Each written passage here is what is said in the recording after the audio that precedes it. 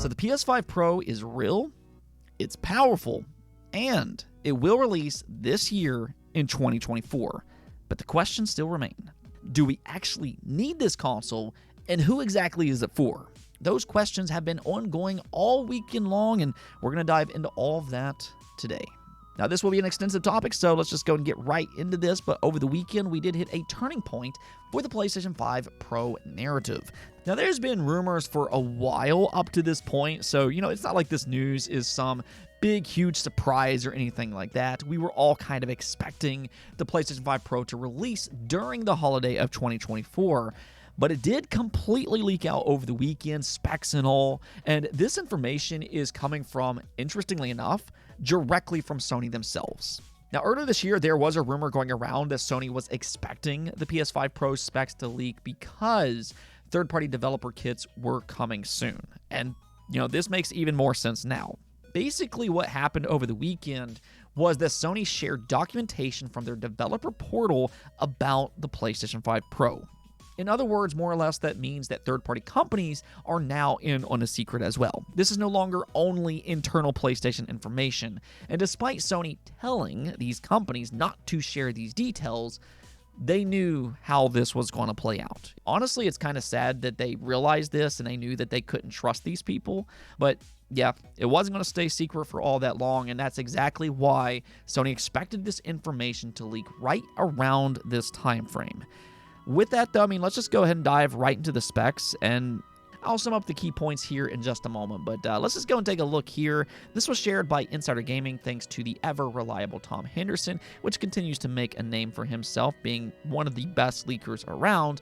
And he claimed that today's leaked document also confirmed that the PS5 Pro rendering will be 45% faster than the PlayStation 5. It'll have 2 to 3 times ray tracing, 4 times in some cases. It'll have 33.5 teraflops. It'll use PSSR, which is Sony's own in-house upscaling anti-aliasing solution. It'll support resolutions up to 8K. It'll have custom machine learning architecture and an AI accelerometer supporting 300 TOPS of 8-bit computation, 67 teraflops of 16-bit floating point. Now, it's also been revealed that its processor is basically identical to the standard PlayStation 5, but it can use CPU boost mode to increase by about 10%.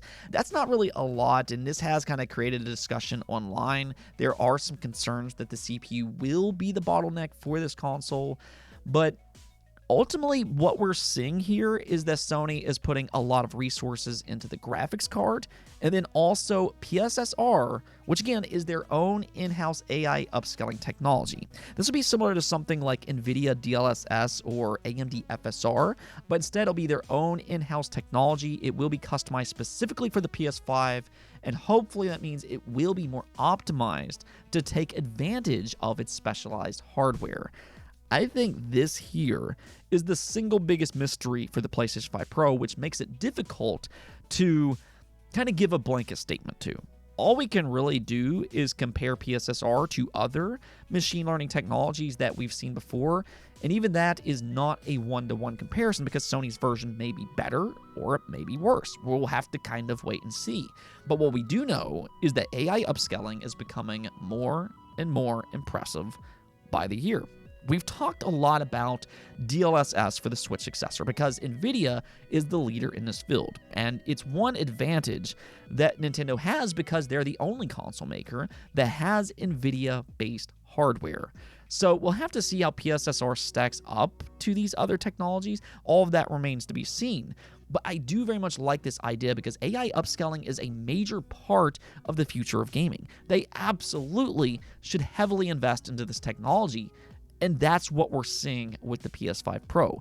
PSSR is a significant part of this console, especially when you look at it in conjunction with some of the other improvements that the PS5 Pro brings into the fold.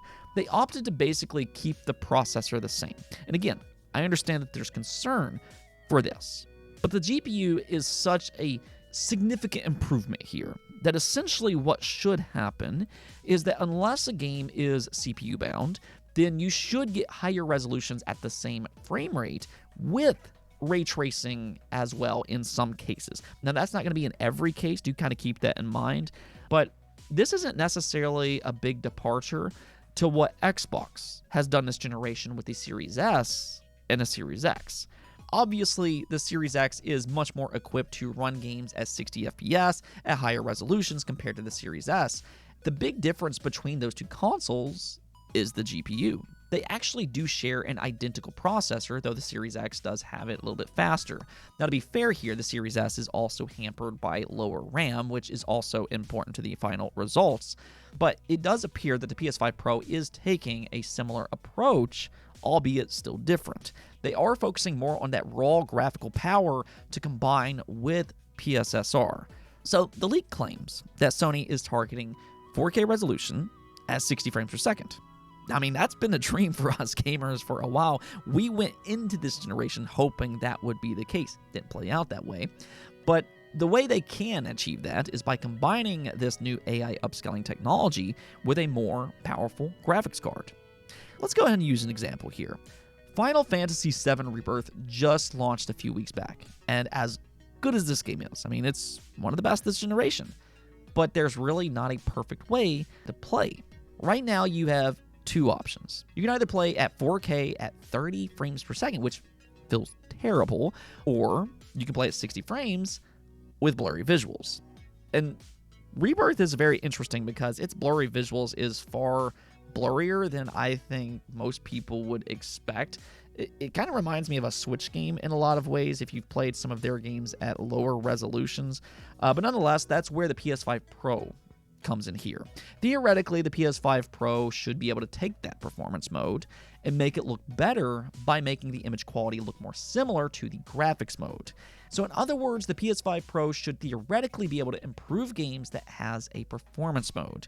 There's also other games that has unstable frame rates. Games like Final Fantasy 16, Elden Ring, that's a big one there, or even the upcoming Dragon's Dogma 2.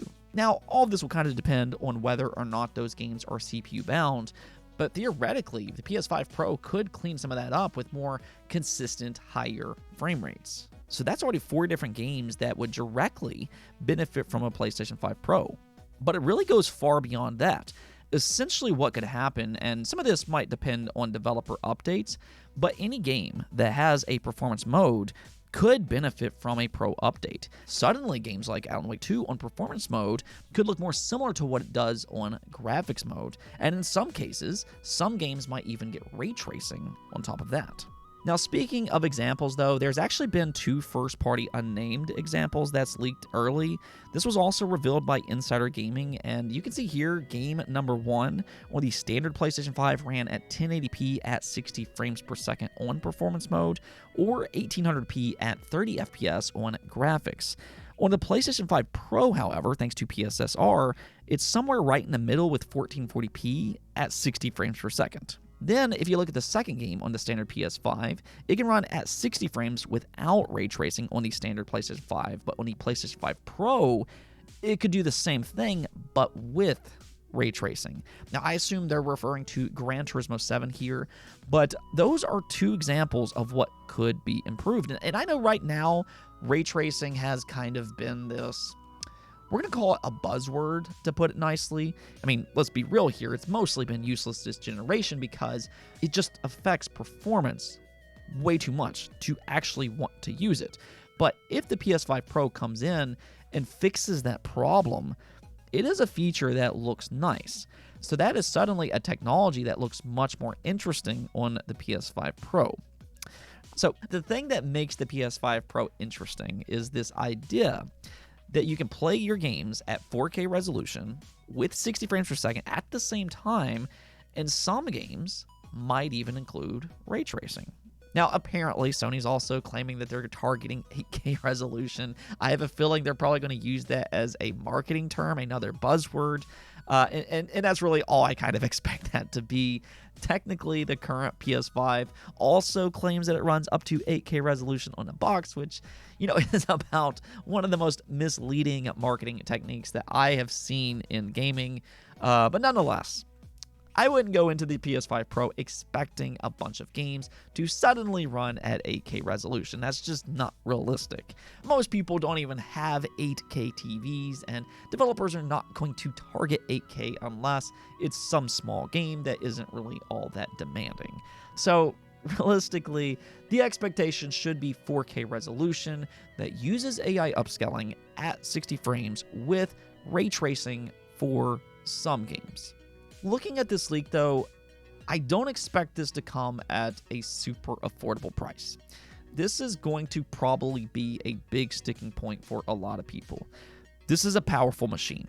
And one thing that we've seen this generation is that these console makers have had a difficult time lowering the price for their current hardware. In fact, we've seen Sony go in the opposite direction this generation with price increases. So I don't really foresee the PS5 lowering price for the PS5 Pro to come in and replace that $500 price tag.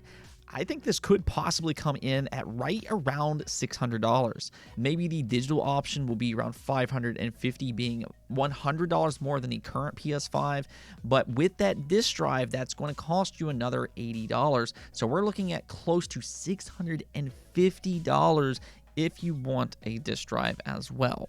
And that's really one of the better case scenarios here. It could actually end up being even more expensive than that. So it's going to be very interesting to see what they price the PlayStation 5 Pro. I think that's why a lot of people are currently bracing themselves. I've seen a lot of hot takes online where people are asking, who is this for? Do we really need a Pro model? And well, the thing about that is it's probably going to be niche. Most people are probably perfectly fine with the hardware that they already own. And if you are, that's great. The PS5 Pro is not meant for your everyday customer. This is more of an enthusiast console. It's for the people who want the best of the best. It's not expected to come out and replace or even outsell the current PS5. It's really just another option for those fans who do want that better performance for their games. Even for myself, I've been playing Final Fantasy VII Rebirth, and I can't help but be irritated by its image quality. I can't help but be annoyed by Dragon's Dogma 2 being another 30 FPS game. Now, will the PS5 Pro magically fix these games? Only time will tell. We have to kind of see the results. But with the current landscape, and more than likely with more games like this in the future where they kind of struggle to hit that 60 frames per second mark, or they just have poor image quality on a standard PS5, that's why the PS5 Pro does have my attention. We still need to see it in action for ourselves. But I think the only thing about that is that it is frustrating as a fan that's already bought a PlayStation 5. I would like to think that when I buy a new console, that it will last me the entire generation, and that these console makers will deliver on their promises. But sadly, that's not really how it played out. They overpromised, and they underdelivered, and that's kind of where we are. The PS5 Pro, though, is expected to release this holiday. I doubt if they'll officially announce it until around September. It's kind of the same situation as the Switch successor. They're not going to want to announce it too early, so I would expect an announcement right around that September timeframe. But for the time being, we do now have most of the information, or at least when it comes to how powerful we should expect this console to be. Now, we do still need to see in action, and I'm very interested to see that PSSR technology. That is going to be some very interesting stuff. But in the meantime, let me hear your thoughts about all of this. How do you feel about the PS5 Pro? Are you interested in it, or do you think it's just absolutely ridiculous? Because I have seen a lot of people in that boat. So let me hear your thoughts in the comments below. And also, for you Xbox fans out there, do you want Xbox to release their own enhanced console this generation? I've seen a lot of discussion on that as well. So let me hear all your thoughts in the comments below. But until next time, peace out.